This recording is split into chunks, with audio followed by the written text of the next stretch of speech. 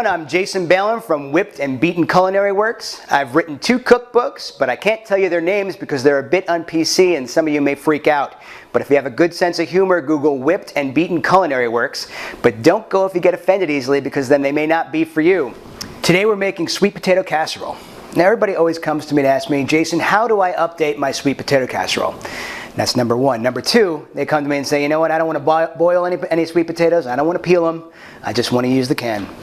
So today, we're going to use the can and we're going to update your sweet potato casserole using these ingredients. About 1 pound of sweet potatoes right from the can, and they look right from the can. Don't worry, we're going to make these things taste much better than they look. Then, what we've got is about 4 tablespoons of butter, 3 tablespoons of flour, 1 egg, a half a can of pineapple tidbits, some maple syrup, 3 tablespoons of maple syrup, about a tablespoon of fresh ground ginger, and then we're going to use some allspice.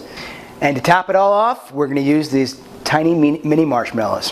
Very easy recipe. All you got to do, open the can, get about 1 pound of the sweet potatoes, dump it right in the bowl, along with the butter. 3 tablespoons of your maple syrup, and this has to be pure maple syrup. We're going to throw the egg right in there.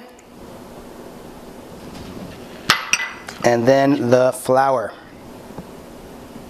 And then we're going to take our masher, mash it up. When it's about halfway mixed, you'll see it's still a little watery. We're going to put that tablespoon of ginger in there. Okay. And then about a half a tablespoon of allspice. Okay. Actually half a teaspoon of allspice. Okay. Then we're just going to mash it again until it's all blended together. It smells delicious. It's going to update everything. Got the egg all incorporated in there. You just got to make sure, get everything off. And you don't want to put the pineapple in yet, or when you're mashing it, because you want it to have that consistency, those little chunks, because it gives it another sort of flavor profile as well as a consistency profile, which is going to be great. So once it's all mashed together, just like that, throw in the pineapple. About a half a can of these pineapple tidbits. Mix it all together until it gets all nice and thick.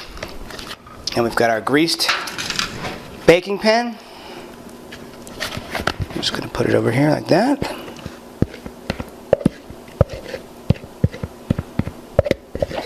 Make sure you get everything out. Spread it all around. Spread it all nice. Okay. Here we go, smooth it. And then we're just going to top it. Some people like to cover it with marshmallows. I'm just going to sprinkle it.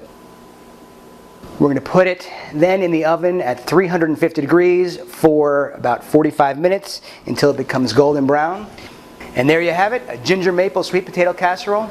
I'm Jason Balin from Whipped and Beaten Culinary Works.